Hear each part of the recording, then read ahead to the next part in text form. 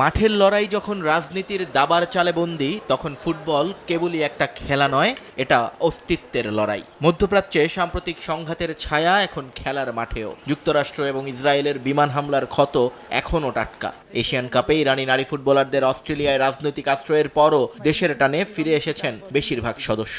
Australia Malaysia বিমানবন্দরে তাদের ঘিরে সাধারণ জনতা এবং গণমাধ্যমের ভিড় ছিল চোখে পড়ার মতো। এই যখন পরিস্থিতি, তখন ইরানিয়ান ফুটবল ফেডারেশনের প্রধান মেহেদি তাজের ঘোষণা নতুন এক সমীকরণের জন্ম দিল। তার সাফ কথা, ফিফা 2026 বিশ্বকাপ খেলবে ইরান, কিন্তু বয়কট করবে যুক্তরাষ্ট্রকে।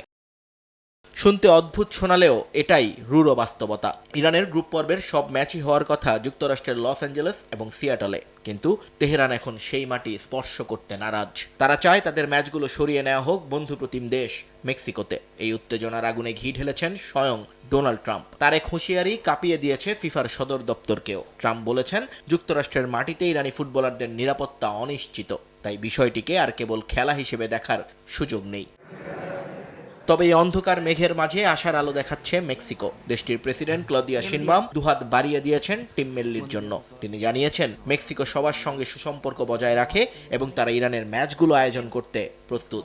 অর্থাৎ রাজনীতির মাঠে যখন দেয়াল তোলা হচ্ছে, মেক্সিকো তখন তৈরি করছে এক মানবিক সেতু।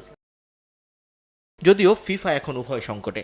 একদিকে টুর্নামেন্টের পূর্ব নির্ধারিত সূচি, অন্যদিকে মেক্সিকোর প্রস্তাব আর ইরানের জেদ। ফিফা কি পারবে মধ্যপ্রাচ্যের এই আবেগকে অগ্রাহ্য করতে? ফুটবল কি পারবে রাজনীতির এই বিশাল দেয়াল ভেঙে দিতে?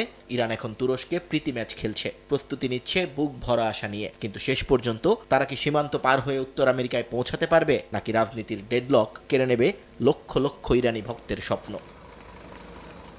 বিশ্বকাপ মানেই মিলন মেলা, কিন্তু এবারের আসর শুরুর আগেই বাজছে বিচ্ছেদের সুর। ফিফার কোনো এক জাদুকরী সিদ্ধান্তই এখন পারে মাঠের লড়াই মাঠে ফেরাতে, না হলে যুদ্ধের কালো ছায়া গ্রাস করে নেবে 2026 বিশ্বকাপের সবুজ গালিচাকে। নিয়ন মুহাইমিন, সময় সংবাদ।